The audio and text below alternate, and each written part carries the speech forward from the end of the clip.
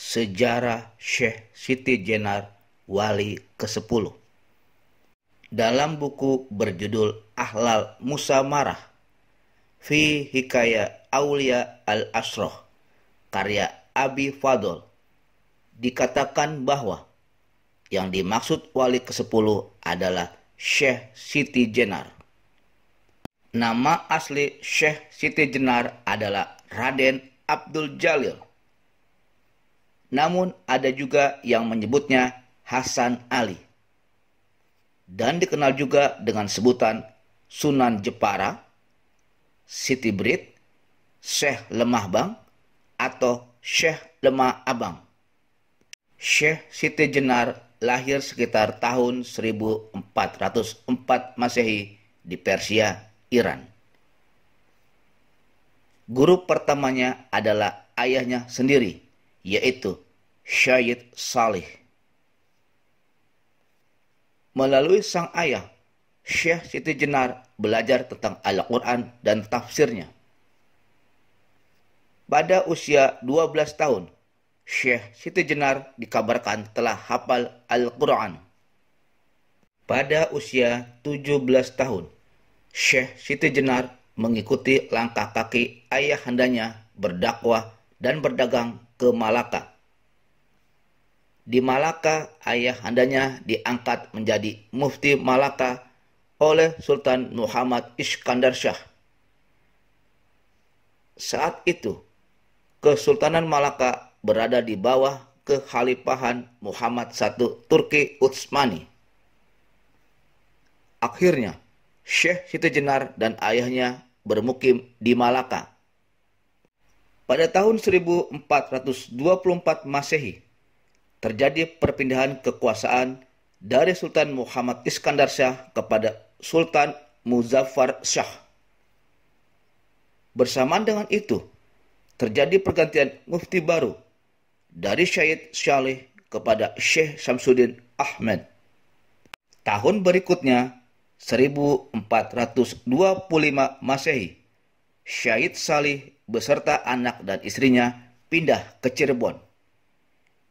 Di Cirebon, Syed Salih menemui sepupunya yaitu Syed Kahfi bin Syed Ahmad, seorang mursyid Tariqah Al-Mu'tabaroh Al-Hadiyah, sekaligus penasehat agama Islam Kesultanan Cirebon.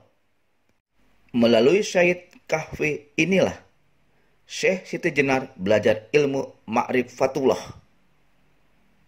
Ketika itu, Syekh Siti Jenar berusia 20 tahun.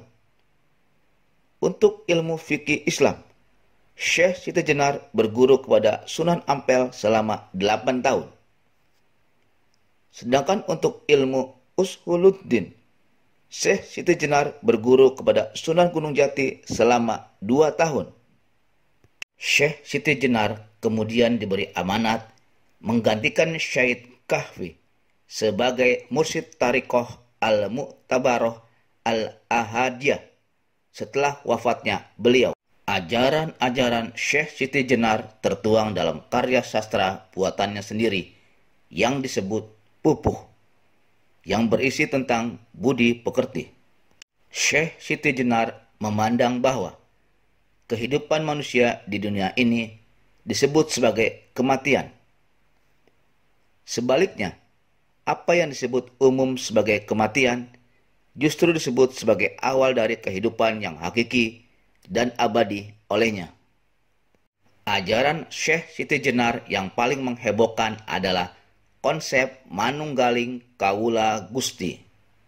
Menurut para pendukungnya, Syekh Siti Jenar tidak pernah menyebut dirinya sebagai Tuhan. Karena arti dari manunggaling kawula Gusti bukanlah bercampurnya Tuhan dengan makhluknya, melainkan bahwa Sang Pencipta adalah tempat kembali semua makhluk, dan dengan kembali kepada Tuhannya, manusia telah bersatu dengan Tuhannya.